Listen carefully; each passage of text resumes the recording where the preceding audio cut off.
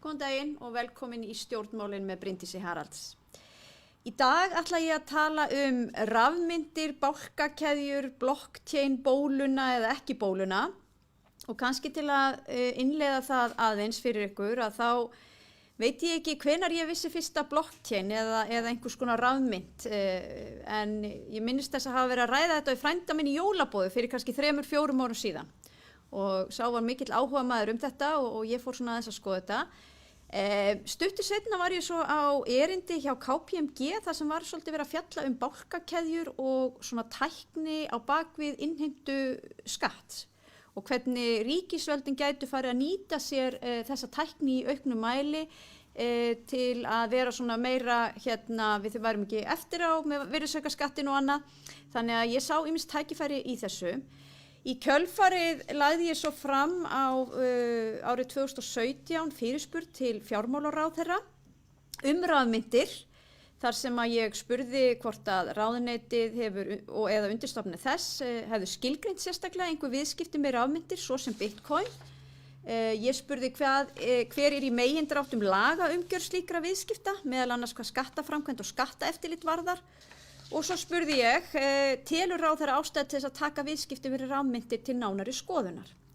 En rafmyntir hafa verið mikið til umræðu á síðustu vikum, ef svo má segja, og ég fengi til mín góðan gest, hann Kjartan Ragnars, sem framkvæmdastjóri Rafmyntaráðs Íslands. Og við ætlum aðeins að ræða þetta, svona bæði hvað hefur verið í umræðunni og svo líka svona hvað sjáum við í framtíðina. Vertu velkomin. Takk hérlega fyrir það. Ef við byrjum kannski, nú segi ég rafmynt, rafeyrir, sýndarfé, eigum aðeins að byrja á bara örstutt hvað Bitcoin og hvað rafeyrir? Já, það nefnilega munur þarna á og það ekki nema vona að fólk svona ruglist aldrei á þessu en þess að bara þegar ég fyrst byrja að setja minni í þetta, það 2019, þá snemma árs 2019, ég vissi ekkert Bitcoin. En var fenginn til að fást við þetta lögfræðilega og ég sé þessi 3 hugtök, sýndarfé, rafeyrir og gjaldmiðil. Og ég hugsaði hvað af þessu Bitcoin? Því við tölum þetta sem gjaldmiðil, sýndarfé var bara hugtök sem ég hafði nú aldrei rekist á ára en ég hugsaði að þetta lítur eiginlega að vera rafeyrir, það svona rökrétt En svo þegar maður kynnir sér það, þá þetta fellur undir þetta hugtök sýndarfé. Og hvað vitum við það hugtök? Þetta þýðingahugtökinu virtual currency. Og það þá, má segja, yfir hugtakið og rafmyntir falla þar undir. En eina sem við vitum, samkvæmt íslensku lögum, að það bara neikvæð skilgreining í lögum peningaþvætti, númer 140/2018. Og þar vitum það, þetta ekki rafeyrir og þetta ekki gjaldmiðill. Og þá fer maður að skoða eitthvað frekar og í ljós kemur það í rauninni engin, það sem kallað í lögfræði, það ekkert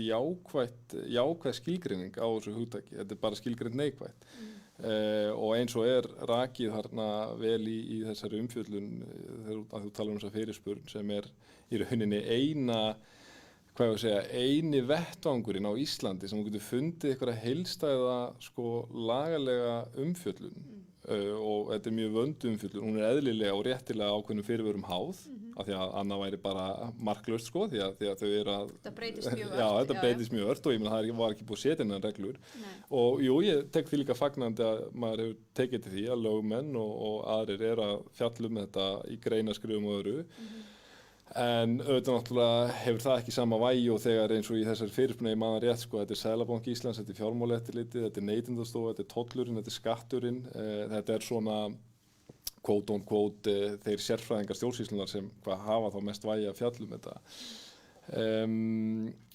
Og þar kemur bara þessi þegar þetta bara lausafé, það þá ekki að líta á þetta neitt öðruvísi. Og það kannski ágætum að taka það fram út af því að ég nú ekki mjög hlynnt því að við séum alltaf að setja reglur utan allt og alla. Þannig að við viljum vera með svona almenna löggjöf. Og það í rauninni kannski niðurstaðan í þessu svari hér að þetta hafa ekki verið sett neinn sérlög utan sýndafé, en hins vegar bara gengið út frá því að viðskipti falli að ýmsu leyti undir almenn lög. Og svo bara upptalning af því, eins og bara eðlilegt Það einmitt út af því að þú komst aðeins inn á hérna peningaþvætti og hryðjuverk, við höfum auðvitað verið að taka þann lagabálk í gegn, gagngert. Og þar sýndafé nefnt sérstaklega, þannig að ég held að áhyggjur af því ættu að vera út frá lagalegu gengu allt í lagi, það alveg tiltekið sérstaklega. Svo nú kannski líka bara ágætt að taka það fram út af því ég var nú að spyrja sérstaklega skattlagningu að þeir sem að hugsa sér gott til glóðarinnar að græða á Bitcoin, að það þarf að sjálfsögðu að greiða skatt af því eins og öðrum tekjum. En það reyndar fjármagnstekjuskattur þá sem að greiðist af Já, það rétt að nefna þó að það algjörlega óumdeilanlegt að skatturinn, hann byggir á því að þetta sé fjármagnstekjuskattskyldar tekjur en það hins vegar liggur ekki enn fyrir fordæmi yfirskattanefndar fjármagnstekjuskattskylduna sem slíka. Það aðeins einn úrskurður yfirskattanefndar, hann var 8. júní, frekar en júlí 2020. Hann fjallar það að þar hafði aðili vanframtalið bæði eignir og tekjur, hann hafði innleiðst hagnað fyrir 27 milljónir og það skattrannsóknarstjóri ætlaði að gera sekt fyrir það. En hann vann fullnaða sigur í því máli. Það að segja að niðurstaðan var sú, það ekki rétt að gera sektina, við höfum ekkert fjallað þetta og leiðbeiningar, skattframtals og annað bara var ekkert, þannig að en áfram eftir að þessi úrskurð fellur, þá það áfram haldið en þetta áfram fjármagnstekjuskattskylt, en staðan þó enn sú að það liggur ekki enn fyrir konkrétt fordæmi, en þetta ef við tökum fyrir fyrirbrunni, þá niðurstaðan sú, líklega nærtækast og rökréttast að heimfæra þetta undir fjármagnstekjur, af því að þessi hagnaður af sölu sýndarfjár það svona sambærilegur og þetta það eðlislík viðskipti og verðbréfaviðskipti og hlutabréfaviðskipti að svona, en þetta alltaf gert með samt þeim fyrirvara að það ákveðin hugtakavandi þannig að fjármagnstekjurnar tæmandi taldar í lögunum og lausafjárvísu þar líka en menn hafa verið að byggja á því ég ekki að fyrir þann sem bara að kaupa þetta sem einstaklingur, hann heldur því þá fram ég ekki að gera þetta í atvinnustarfsemi og það verður að vera til þess að lausaféð hagnaðarsölu lausafjár geti verið fjármagnstekjuskattsskyldur, þá verður að vera gert í atvinnuskyni, hvort sem einstaklingur eða lögaðili. Ef það gert bara sem dæmi þú bara selur sófaðinn á blandskilur á 300 skall og keyptir hann á 200, það ekki fjármagnstekjuskattsskyldur en leiður farin að gera í einhverju magni og svona Ertu að segja mér að við þurfum kannski að hnykkja á því í lögunum fjármagnstekjuskatt? Það ekkert ég ætla að fara varlega hvað ég segi en ég alveg, þetta alveg sjónarmið að því að mér finnst þegar ég tala við fólk sem í þessu umhverfi það virðast flestir alveg svona geta alveg sætt sig við að bara eyðum þessari óvissu og það rímar svona ágætlega vel við svona skattaréttarvitundins eins almenna leikmann að þetta sé þá fjármagnstekjuskattskylt og það útvært aldrei nákvæmlega hvaða reglur gildi að það þá þú kaupir fyrir ákveðið magn af sem íslenskum krónum Bitcoin og á sama skattárinu innleysir fyrir hvenær byrjar fjármagnstekjuskattsskyldan að kikka af því hlutabréfunum þetta aðeins öðruvísi því að þá bara greiðir hlutfallslega fjármagnstekjuskattin þó innleysir ekkert allt þannig að þetta eru dálítið krefjandi verkefni fyrir löggjafan en skatturinn svaraði því allavega til í gegnum fjármálaráðuneytið að það væri sú leið sem þau myndi líta á þetta en svo eins og segir, svo kannski þetta spurning útfærsluna þegar að því kemur og kannski þarf að tilgreina það eitthvað sérstaklega en ég held að það allavega sín löggjafans að þetta eins og allar aðrar tekjur eru skattskyldar en þá langar mig að spyrja þau eitt sem nú kannski búið að vera svolítið í umræðinni þetta bóla? Og þá kannski hvenær springur bólan? Já, þetta ég verð bara að svara því afdráttarlaust neitandi það ekki, þetta allavega ríma mjög illa við það bóluhugtak sem svona mér hefur verið tamt að tilengja mér og að því er svona alltaf líkt við túlípanaði það var bóla sem var í 4 mánuði og eðlilega þegar sú bóla springur þá náttúrulega hún ekki endurvækin þar fyrir utan við skulum ekki að fara aftur, ég er búin að fjalla svo mikið að það þessar samanburðin bara Bitcoin og Tulipana gengur einhver veginn upp, því að þetta eru bara grundvallar þegar maður stúderar peningasöguna, það ákveðnir þættir sem peningur þarf að búa yfir til að standast tímastönn. Tulipana skora ekkert í þeim atriðum meðan Bitcoin, gull og silfur skora mjög hátt í og Bitcoin forritað bara þannig að skora sem hæst í þessu. Þannig að, þetta augljóslega ekki bóla, en hitt auðvitað annað mál. Það auðvitað að spyrja, þetta komið til að vera? Þú veist, minn skilningur ekki sá ef eitthvað varir í áratugi, nú þetta búið að vera 12 ára saga, og af því að þetta nú verið rætt við málsmeðandi menn á öndurum meiði, og ég laði nú fram spurningu við hann Gylfa Magnússon, ég spurði einhver þröskuldur, þú veist, þar sem þetta hættir að vera bóla, fara að ganga nógu lengi og það komið nógu mikið fjármagn og nógu margir sem að tilengja sér tækni, þetta áfram alltaf bara bóla? Og svarið var bara af honum afdráttarlaust, já, þetta alltaf bara bóla, og þá og ég var að brjóta þessi orðans til merkjar og beraði undir fólk í kringum mig og ég ætla ekki að leggja neinum orð í munn, en eins og ég túlka þá þessa afstöðu, að ég geta vel ekki skilað öðru allt sem ekki eilíft, það þá bara bóla, þú veist, en það sem liggur í því sem veraldlegt, að það ekki eilíft, og hvað þá það að segja, ef það engin þröskuldur, skilur við. Ég sé fyrir bara ból eitthvað sem bara kemur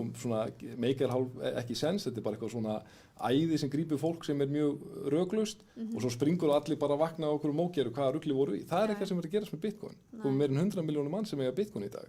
Og það geymir, ef við heimfærið yfir á íslenska krónur, það geymir meir en 100.000 milljarða íslenska króna. Það heildar markaðsvirði Bitcoin. Þannig að En þá nú ætlum ég bara að taka það fram sem hlutalegur löggjafinn, ég ekki að mæla með því að fólk fari að fjárfesta í Bitcoin og almennt bara mæli ég ekki með neinum fjárfestingakostum og fólk bara þarf að skoða þetta sjálft og taka sínar eigin ákvarðanir hvað það varðar. Bara aðeins út af því að þessar spurningar hafa verið svolítið beint til okkar þingmanna og ég hef svarað því til við fréttamenn að fyrst og fremst það neytendaverndin og við sjáum það líka ágætlega í þessu svari að Seðlabankinn og fjármálaeftirlitið þá hafði gefið út og Neytendastofa gaf út viðvörun til almennings sýndarfé almennt og þó að við nefnum Bitcoin þá eru þetta fleiri sýndarfé í gangi og ég held að það sé svo sem bara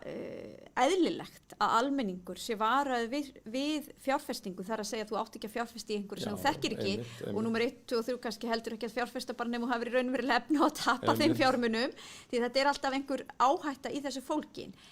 En nú það þannig að eins og þú segir þetta orðið einhverja gigantískar upphæðir sem eru geymdar þarna í þessu sýndarfé og ég meina þróunin núna þegar Elon Musk fer að kaupa mikið inn í þessu, meina stór fyrirtæki virðast vera svona geyma fjármuni í Bitcoin eða fólk að veðja á það að þetta fara að verða einhvern greiðslumiðill? Ég að fara að horfa fram á það að hafi ég nú einhvern tímann efni á Tesla og þá mun ég borga fyrir hana með Bitcoin? Sér þú það fyrir þér? Fyrst bara þegar þú nefnir Tesluna, hann alveg búin að gefa það út Elon Musk og Tesla það verði hægt að borga, kaupa Tesla fyrir Bitcoin, en það nú bara hans fyrirtæki sem svona, það er eitthvað cool og töff Ég alls ekki viss að Bitcoin verði nokkuð tíman greiðslumiðl, sérstaklega fyrir smærri færslur og svona daglegviðskipti. Ég sé ekki dýrli fyrirstöðu og það nú þegar svona byrjaði einhverjum mæli að þetta verði greiðslumiðl fyrir stærri færslur eins og fasteignakaup eða bifreiðakaup. En það rosalega mikið verið að gagnrýna Bitcoin fyrir skort á notagildi sem fólk gefur sig greinilega kannski eðlilega að það eigi að hafa sem greiðslumiðl eða sem kallar á ensku medium of exchange. Það er tala að peningur samanstanda af 3 þáttum. Það eitthvað til að geyma verðmæti, store value og svo til að miðla verðmætum eða vera medium of exchange og svo loks til að mæla verðmæti eða unit of account. Og maður heyrir alltaf ítrekað þetta er svo óskilvirkur og ópraktískur greiðslumiðl að þetta augljóslega gengur ekki upp. En þeir sem eru í þessu umhverfi Bitcoin, þeir eru ekki að nota þetta, hugsa þetta sem greiðslumiðl. Þeir eru að hugsa þetta til að geyma verðmæti, verja kaupmátt fjármagnsins til lengri tíma og með nákvæmlega sama hætti og við notum gull. Gull var áður fyrr greiðslumiðil, það er endar orðið mjög langt síðan, svo fórum við á gullfótinn, svo frá 1971 að þá höfum við verið algjörlega í fljótandi gjaldmiðlakerfi. En únsan af gulli kostaði $35 1971, hún kostaði meira $1700 núna og meira sem fór upp yfir 2000, það hefur aðeins verið að lækka því að menn halda það sé verið að selja dálítið úr gulli yfir í Bitcoin. Þannig að sko, mér sýnist, þú veist, svona nútíma hagfræði og þetta allt mjög velgefnir, vel lesnir menn hafa mjög gott vald á þeim fræðum sem þeir hafa tileinkað sér. En mér sýnist að tala að svona modern day economics eða þessi sko Keynesian skóli af hagfræði og mér sýnist hann vera rosalega sniðinn að því fiat-kerfi eða fljótandi gjaldmiðlakerfi sem við búum við núna á meðan sortum með á hinum vagnum sem talsveit minni aðili núna en hann fer samt vaxandi virðist vera sem þá austuríski hagfræðiskólinn. Hann rosalega mikið að fjalla sko peningasöguna og peningahugtakið. Þeim finnst gull mjög heillandi og rökrétt, skilurðu, af því að þú getur ekki torft fram með þetta hefur staðist tímastöðnum meira 5.000 ár, bara gull og silfur. Og á meðan svona Keynes segja bara gull bara þú veist, þetta var bara fyrir vanþróuð samfélög til að nota sem pening, nú erum við komið með þetta snilldarkerfi, peningakerfi núna sem leysa allan á vanda á hólmi, en menn erum við búin að leysa hann á vanda á hólmi? Nú vitum við það er verið að prenta gíflegt magna peningumferð, skuldir eru að aukast í sturluðum magni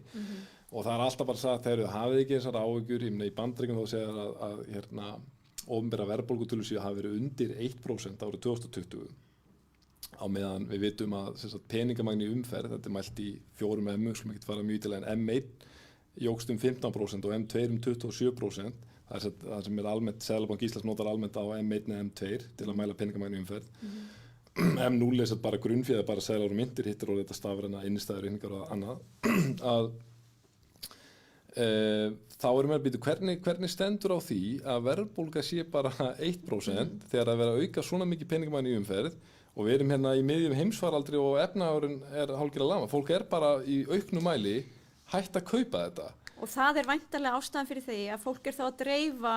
eignum sínum til að dreifa áhættunni. Það treystir ekki fullkomlega þessu kerfi. Einmitt. Þetta algjörlega. Ég meina það kannski svipað og fólk hefur bara farið að kaupa fasteignir því við vitum að það alltaf hefur hingað til verið góð fjárfesting. Algjörlega og þannig kemur á lykilpunkt sko að hvað notuðu sem áhættu vörn eða hedge og þú nefnir fasteignir. Fasteignir bara stærsta store value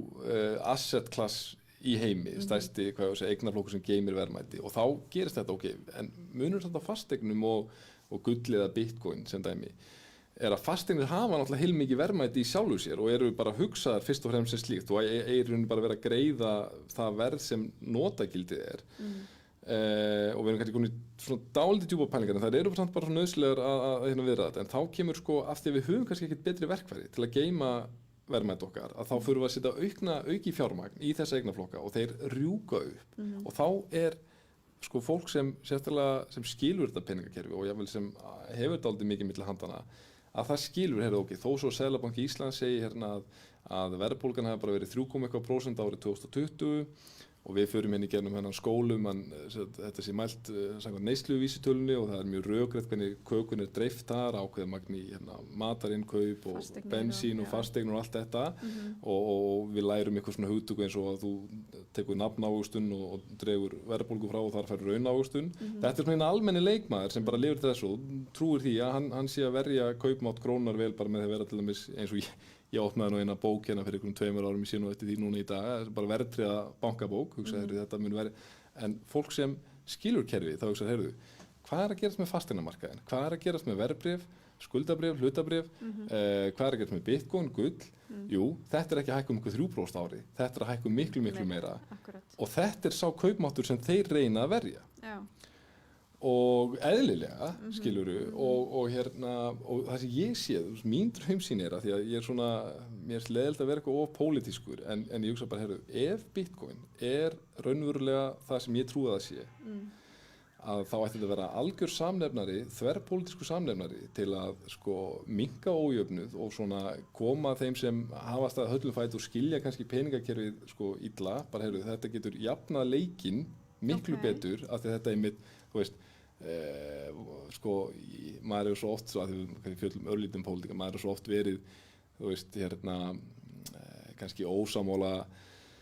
sjónarmið á vinstrivægnum hvernig þeir sko líta á ójöfnu og hvernig þeir til ástæða fyrir ójöfnu og þú veist, skilur, sjónarmið sem ég bara ekki í gangu upp að þeir gefa hennu frjálsa markað ekkert kredit sem er óumdeilanlega að skapa heilmikið lífsgæði og verðmæti í samfélaginu. En hér það er sann staðreynd og allir flokkar geta verið sammála það að ójöfnur er sem sagt neikvætt fyrirbæri, svo getum við deilt hversu mikill hann er. En ég er algjörlega þeirra skoðunar að það peningakerfi sem við búum við elur sko ómeðvitað og falinn hátt, jável það ómeðvitað af fólki sem sagt á ójöfnuði og jável að það sko falinn máta í rauninni að fólki sem sagt það er enginn að gera neitt rangt í rauninni því að þeir sem bara skilja kerfið, þeir kunna að geyma verðmæti sín vel og þeir skilja það ekki kunna það ekki eða kannski eiga svo ekki verðmæti til að geyma einmitt og það er erfitt að kaupa fasteignar það er svo, þú ert að eiga svo mikið eigið fé með Bitcoin, þú veist, 10 skall á mánuði ég er ekki að kaupa Bitcoin skilur en ég er bara að segja ef þetta sannarlega, ef maður er réttu með einu sögun auðvitað verður svo bara tíminn að fá að leiða það í ljós En ég held að við þurfum nú alveg að taka sérstaklega þátt í þetta með sko ójöfnu og rafverum. Mér finnst það áhugaverð pæling. Ég hef ekki velt þessu fyrir mér með þeim hætti. Þetta er náttúrulega sjónarmið sem sko heyrist ekkert mikið. En ok, áhugavert að skoða það. En kannski aðeins það sem að þú ert að koma inn á núna. Við erum að tala um verðbólgu, þú ert að tala um hvar geymir fólk fjármunina sína. Við höfum náttúrulega búið við mikið lágvaxta umhverfi hérna. Það er þýtt það eins og segir að líka bréf á markaði hafa hækkað töluvert. Ef við komum aðeins inn á það, sko bankana, nú hef ég mælt með því eins og ráðherra hefur lagt til að við ríkið losum eignarhlut sinn í Íslandsbanka og ítrekað sem ég með áður sagt, við erum ekkert að tala um að selja þessa 2 banka á einu bretti, alls ekki, en það er ágætt að muna það að ríkið á 2 af 3 viðskiptabönkum hér á landi og við erum að tala um að losa kannski 20-30% núna. Sko, eitt af rökunum fyrir því sem að ég hef talað fyrir, út af því að þau eru nú mörg í mínum huga að selja bankana, en það er þessi gigantíska breyting sem hefur átt sér stað á bankaviðskiptum, mikið til vegna tækninnar og svona kannski er fyrirsjáanlegt. Sérðu þetta fyrir því núna? Maður tekur dæmi, þú veist, bara sem venjulegu neytandi þekkir maður það að maður er með símann eða fólk er jafn með úrið sitt og borgar með því. Jú, þú veist, þetta eru meira og minna kreditkort sem við höfum fengið frá bönkunum en það eru þó fleiri farnir að bjóða upp á þessa þjónustu. Það eru fyrirtæki farin að bjóða upp á, nú ætlum ég ekki að tala fyrir smálánum sem eru nú ekki jákvæð en það eru fleiri fyrirtæki farin að bjóða upp á lána möguleika sambærilegu við þessi hefðbundnu kreditkort. Við vorum að tala um fasteignir hér og meiri hluti fólks tekur sín fasteignaláni gegnum lífeyrissjóði, ekki bankana. Þannig að svona, hvað segir það? Sér þú fyrir þér að það verði til hérna banki eins og við þekkjum banka í dag? Eða er þessi tækni að fara að hafa verulega áhrif á bankastarfsemi? Ég held ég geti svarað því bara afdráttarlaust já af því það er þegar byrjað að gerast og sko ég veit svo sem ekki endilega hvaða vægi ég hef en ég get svona sagt það að ég held allavega ef við gefum okkur það að sé mikilvægt fyrir viðskiptabanka aðalega snýri tækni kannski er ég litaður af einhverju hugmyndafræði sem ég trúi á en ég er svona minnstakosti mín afstæð er svo að ég held að bankar í einkarekstri eigi almennt auðveldara með að aðlaga slíkri tækni á svona hvað ég að segja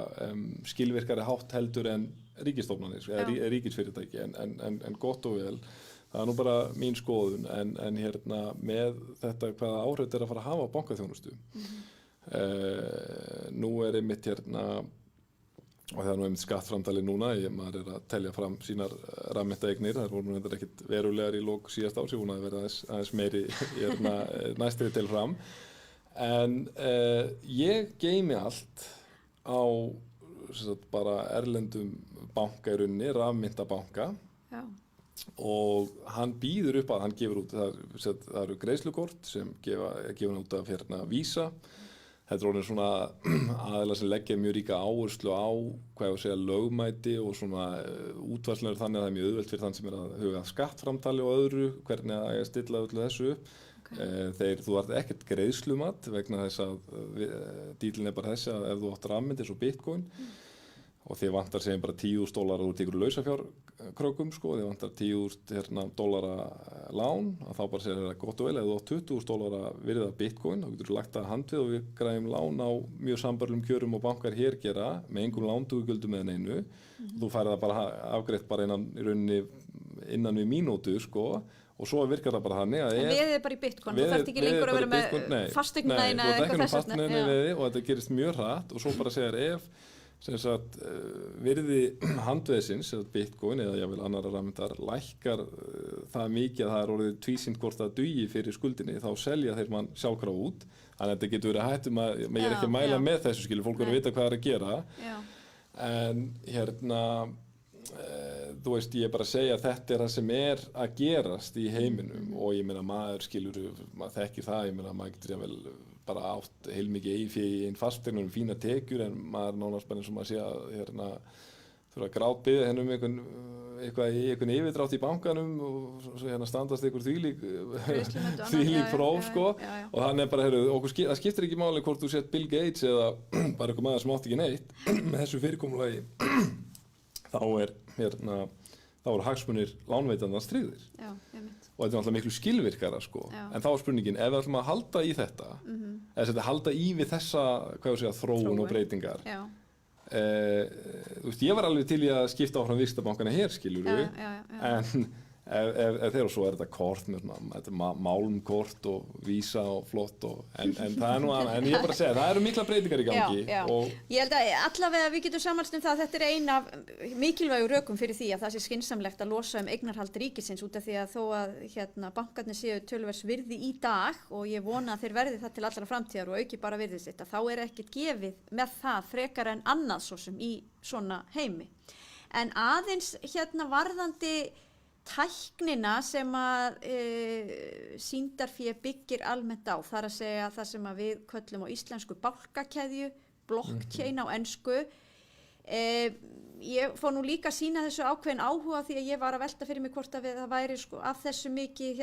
hagkvæmni í skattinnheimtu.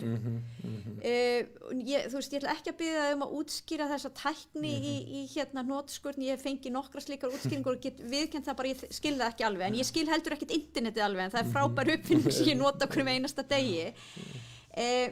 Sérð þú það fyrir þér, og ég sá það nú á heimasíðunni ykkar, að markmið ykkar að Ísland sé leiðandi í nýsköpun í rafmyntum og bálkakeðjum. Hvaða tækifæri það að sjá fyrir ykkur í þessari bálkakeðjutækni? Ég myndi segja að eiginlega öll kerfi sem verða að byggja á opinberum skráningum, sem verða að vera óyggjandi, tökum mér til að besta dæmi vera þinglýsingar sko, það er fyrir mér gott dæmi til að bara sýna þetta. Maður spyr sig, ég meina, þú veist, við nú held ég bæði staðið í þessu þinglýsingarferli sko, þetta er ekki og maður klóra sér í... Greið fólki á sýslumann, það eru örugglega ágætis fólk en þetta er alveg leiðilegast í heimi að þurfa að heimsækja. Og einmitt, þú veist, og það er ekkert hægt að kenna því hvernig kerfið sko, og maður skilur, ok, þetta þarf alltaf að vera svo örugt og ábyrgt að við viljum að þetta sé vissulega, ef það er á kostnað skilvirknar þá verður það bara að hafa það, því að þetta er bara system að hafa þetta örugt, en þá er unni sko það sem, og ég ætla ekki að fara eitthvað yfir í einhverju nótskunni, ég ætla bara að segja í örstuttum máli, það sem er unni bálkakeðjutæknin, þar sem hún kom með nýtt á internetið. Sko bálkakeðja var ekki til á en Bitcoin verður til. Bitcoin er fyrsta forriti sem byggir á þessari bálkakeðju. Að það er þetta vandamál sko, sem það leysti, sem menn voru jável bara margir svona internetgæjar sko, voru ekkert sannfærum að væri hægt að leysa það sem er kallað á ensku double spend vandamálið eða double spend issue. Basically að þú getur ekki eitt hverju Bitcoin oftar en einu sinni. Einmitt, af því að allt internetið byggir á copytækni, þetta er allt afritt. Ég sendi tölvupóst, ég er ekkert að senda þér fullnaðar yfirráð og umráð þessar tölvur, ég var bara að senda þetta afritt, ég get sendið þetta út allt skilur og það er alltaf yfirleitt einhver centralized aðili sem heldur utanum en það sem Bitcoin eða bálkakeðjurnar gera, að þú getur sendt með algjörlega óyggjandi hætti þannig að allir geti séð og allir geti staðfest, þú veist, að það er þetta hugtak sko Public Distributed Ledger eða sem ætti þýða sem opinber og dreifð höfubók eða skulum kalla það færslubók einmitt eins og þinglýsingar eða basically matvælaskráningar eða hverskins opinbera skráningar og það þá þetta dulkóðar með að það að skjata nafnleyndar eða persónuverndar, það engin vandi sko, veit bara sá aðili hver hans kóði eitthvað svoleiðis. Þannig að já, ég sé ekki af hverju mér finnst mjög skrítið að vera ekkert að heimfæra nýta þessa tækni annað, en það hins vegar ákveðin vandamálin, mér sýnist ganga mjög vel að leysa það að sko eins og Bitcoin byggir og Bitcoin fullkomin til að gera sem það að gera, en það væri ekki gott í þetta því það lögð svo mikil áhersla á sko öryggið að það krefst svo gríðarlega eins og við tala oft raforku og þetta, en þá að nota kannski kerfi sem vissulega verður að vera skoteld en mega kannski feila aðeins og þá bara einhvern laga þau að þau byggja á annarri sönnaraðferð. Sem ekkert var í þetta, sönnaraðferð á Bitcoin Proof of Work og hitt þetta þá Proof of Stake. Það gengur hraðar, það krefst ekki eins mikillar orku. Já, því að sko bálkakeðjan, ég hef heyrt einhver að tala um það að þetta sé bara hægvirku gagnagrunnur. Já, einmitt. Bitcoin klárlega þannig sem byggir á slíkri sönnaraðferð. Svo til miklu hraðvirkari gagnagrunnur í rauninni og hann væri þá, ef við ætlum að fara til þinglýsingar eða eitthvað svoleiðis, þá væri það ekki leiðin að fara nákvæmlega sem aðferð og Bitcoin gera. Það verður sama tækni en önnur sönnaraðferð. Við ætlum að fórna ákveðnu öryggi vissulega. Að því hugsun með Bitcoin viljum ekki bara þetta sé örugt, viljum að þetta sé það örugt að maður svo Elon Musk tilbúin að setja $1,5 million og geima aldur og ævi, sko, skilurðu, þú veist, en kannski þinglýsingar þurfa að vera örugar en það getur komið einhver bilun, þá bara kemur tilkynning, smá bilun, við ætlum að laga þetta. Já, akkurat. En þannig að þið, sko, nú sem sko hluti af löggjafanum viljandi ekki hafa of stíft og mikið regluverk þekkjandi vel til nýsköpunar og mikilvægi þess að það sé svona gróska á markaði. Og einstaklingurinn og fyrirtækið úti hafi tækifæri til að þróa nýjar lausnir og koma einhverja nýjar hugmyndir. Er bálkakeðjan eitthvað þannig? Erum við að fara að byggja alls konar hugmyndir sem að, þú veist, ég kannski mér bara dettur ekki til hug, þú veist, á þessu, erum við að fara að sjá eitthvað iðnað, tengdan bálkakeðjum sem slíkum? Mér þykir það líklegt, já. En ég bara það fyrirvaragjarn að eðlisfari sko að því það eru alveg í þessu samfélagi, þessu rammynta samfélagi, þá eru margar efasemdaraddir sem trúa því ég held að bara bálkakeðjan var fullkomin lausn fyrir það sem Bitcoin en ég ekki að sjá þessa draumsýn sko, þú veist, en ég tek þú fram að klárlega meiri hlutin í þessu rammynta samfélagi, hann trúir því að bálkakeðjan muni leysa af hólmi mörg vandamál og fela í sér heilmikla nýsköpun. Þannig að þú veist, aftur ég bara temmir það að þjá mig ekki fyrirvaralaust atburðarás framtíðarinnar sko, við erum að fá en ef þú spyrir mig bara hvað finnst mér líklegt, svaraði já. Já, akkurat. Sko, ég held að þetta sé góð lokaorð í þeim efnum og ítreka það sem ég sagði áðan, ég ætla ekki að fara að mæla með því að fólk fara að fjárfesta í Bitcoin, ekki frekar að neinum öðrum fjárfestingakostum svo sem. Ég ætla bara að nefna það að þessi fyrirspurn mín til fjármálaráðherra og svari við henni hægt að finna inn á vef Alþingis, bara undir nafninu mínu, undir þingmönnum þar og lesa sér til þar sem þar svarað. Ég mun fylgja þessari fyrirspurn eftir núna og í vinnslu með aðra fyrirspurn á fjármálaráðherra sambærilegt efni og þar í þessu svari sem kom þarna 2017 eða 2018 þá var ég með talað það að þetta auðvitað svo síbreytilegu markar og við verðum að fylgjast með hvað í gangi annars staðar og það búið að vera mikil umræða þetta á alþjóðavettvangi, bæði hjá OECD og ESB og fleirum aðilum. Og við hér á Íslandi eigum að mínu viti að fylgja slíkri löggjöf og internetið á sér engin landamæri þannig að við verum auðvitað bara að horfa á hvað að gerast annars staðar. En númer 1, 2 og 3 finnst mér persónulega að það sé mikilvægt að við hlaupum ekki upp til handa og fóta með einhverju hræðslu við eitthvað sem við ekki þekkjum, heldur leyfum umhverfinu að sinna ákveðni nýsköpun. Við erum bara með almennt og örugt regluverk og það fannst mér koma ágætlega fram í þessu svari á sínu tíma en hvort við þurfum svo aðlaga það eftir því sem breytingarnar verða, það þá bara næsta spurning. En Kjartan, ég ætla að þakka þér kærlega fyrir komuna. Þetta hefur verið áhugavert og ég vona einhver úti hafi fræðst örlítið meira þetta sýndarfé eða rafmyntir og Bitcoin og bálkakeðjurnar og kannski þetta framtíðin. Kannski ekki okkar að segja, heldur bara frumkvöldunarnir úti að finna út úr því. Ég ætla að vera aftur að vikunni liðinni, þá ætla ég að vera með ríkislögreglustjóra hjá mér, hana Sigríði Björk og við ætlum að ræða skipulagða glæpastarfsemi. Þangað til þá, bless.